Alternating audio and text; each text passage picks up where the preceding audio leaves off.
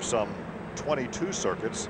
There's Sarah Fisher, who's currently in second position. She has a second place finish in her IRL career. She's finished third. She was fast qualifier on one occasion last year.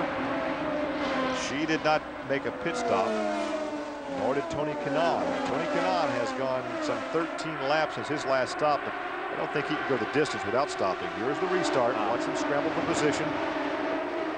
Look at that. She just did not get up to speed very quickly. Those Chevrolet engines just, they really are struggling right at this point in the season. Giafoni blew by her, and yet she's still back there in third position. Well, now she loses that position to one of the Penske cars, and that's Castro-Neves who gets by her. Now she's still running in second position. She's still up there. Still in second.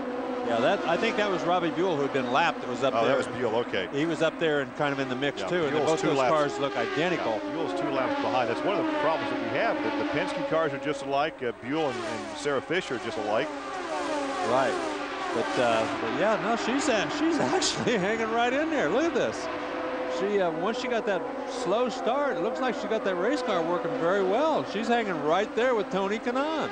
Well, right now, both of these drivers will have to make a pit stop because Sarah has gone now 36 laps since her last stop.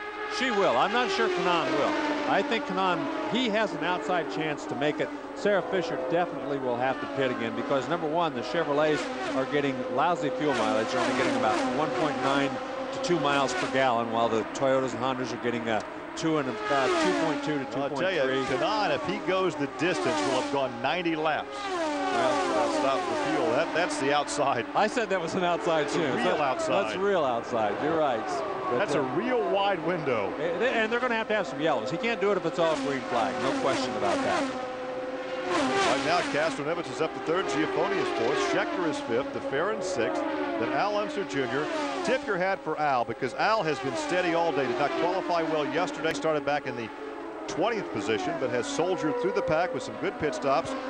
Some good work on the racetrack, and he's up to 7th position. Franchitti is now 8th. Andretti has dropped to 9th. Rice is 10th, and Brack is now in 11th position.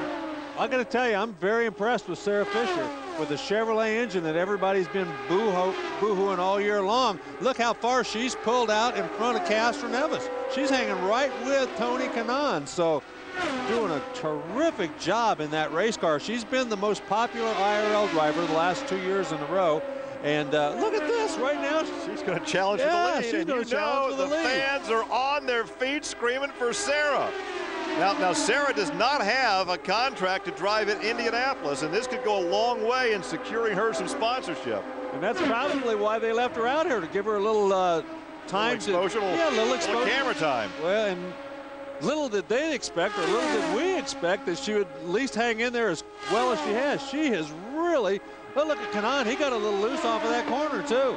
Well, I watched Sarah when she was driving midgets, and she was so competitive at some huge racetracks like Winchester. Winchester in East Central Indiana is a half-mile, high-bank, paved oval. And, you know, when you can win at Winchester, you've got your act together. Yes, you do. And I think the best thing I've seen from her, she got running the open wheel cars, the midgets, one time at Anderson Speedway. Somebody came along and bumped her out of the way, and she moved up to the racetrack. And I thought, well, they've taken her out of this race. And she came right back and bapped him in the next corner and went back by him. I'm thinking, hey, she's got some nerve here. She's not taking that from anybody. You know, in short track racing, where she comes from, the short ovals, you can't let the competition intimidate you. If they bump you, you got to come back and bump them. And the other thing is, this racetrack is so physically demanding. I mean, this is one of the most physically demanding racetracks on the circuit because you're always turning. At Indianapolis, you've got long straightaways to rest a little bit. Here, you're always in a constant corner, and she's done a great job that way, too. She's as good a shape as anybody here. Well, she has been living in Indianapolis. She was going to enroll in Butler University. Initially, she wanted to be an engineer and go to college for engineering, but because she's in such demand with personal appearances and endorsements, she has no time to go to school. Right. It looks like she's pushing a little bit. She's coming off of both corners pretty high, but hanging right there with Kanan. Well, but Sarah Fisher with the big smile right there rides in second position. Castro-Neves is third, then Giafoni and Schechter. We still have a lot of racing to go here at Phoenix. Well,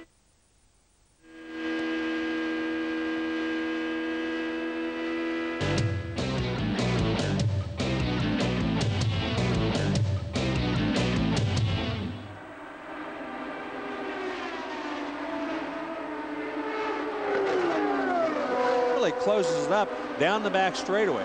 Watch right here. Every time going right through here, she really gains on him and has that momentum all the way down that back straightaway.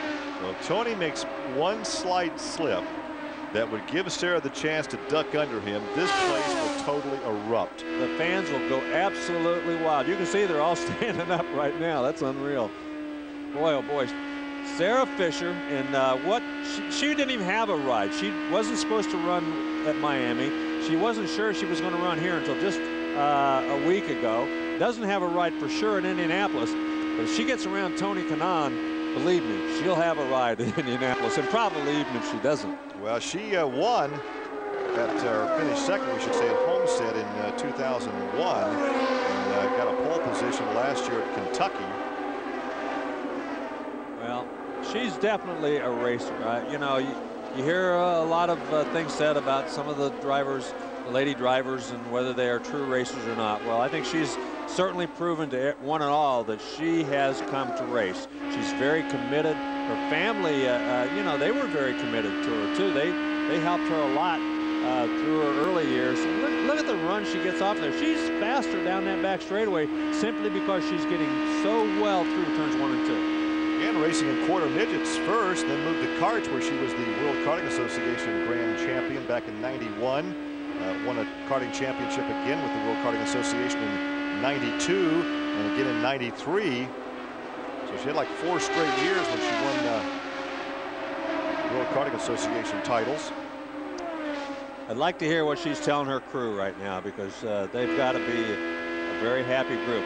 Once again, she's not getting through 3 and 4 nearly. Uh-oh. There's a yellow spin, and that is Jacques Lazier. The 7th yellow of the afternoon on one lap 153, and that was for Lazier's spin.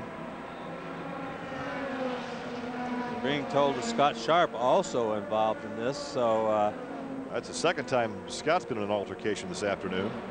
Yeah, a lot of activity down there in turns 1 and 2 today. Now under the yellow, though, you know, Sarah can duck in here if everybody else pits, and she can duck in and still have a position up in front. Well, that's true. If everybody else does pit, we'll see what happens. Let's see if we can you can see right there the spin on the right side of your screen. Oh, Scott was ever so close. In fact, he was involved in a crash right in that spot last season, as Lazier spins but continues on. Now let's watch from this angle. That looks very much like the car right